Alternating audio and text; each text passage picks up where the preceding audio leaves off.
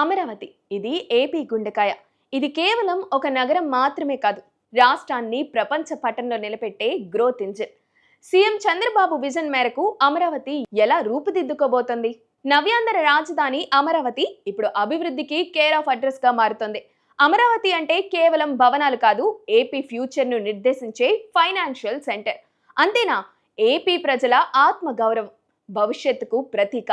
ముఖ్యమంత్రి ఆదేశాలతో పనులు పరుగులు తీస్తున్నాయి. అంతర్జాతీయ స్థాయి మౌలిక సదుపాయాలతో నగరం రూపుదిద్దుకుంటోంది. అమరావతి రాకతో జీడీపీ పెరగడమే కాకుండా వేల కోట్ల ఆదాయం ప్రభుత్వానికి రాబోతుంది.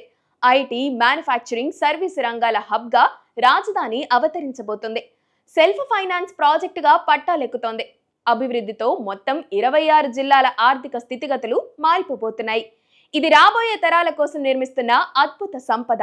ఏపీలో లక్షలాది మంది యువతకు ఉపాధి కల్పించడమే లక్ష్యంగా అమరావతిని చంద్రబాబు తీర్చిదిద్దుతున్నారు. చంద్రబాబు విజన్, పరిశ్రమల విషయంలో కనబరుస్తున్న ఫోకస్ నేపథ్యంలో ప్రపంచ స్థాయి కంపెనీలు అమరావతి వైపు క్యూ కడుతున్నాయి. ఇకపై ఉద్యోగాల కోసం పక్క రాష్ట్రాలకు వెళ్లాల్సిన అవసరం లేదని, అమరావతే ఆ కొరతను తీరుస్తుందని నిపుణులు విశ్లేషిస్తున్నారు.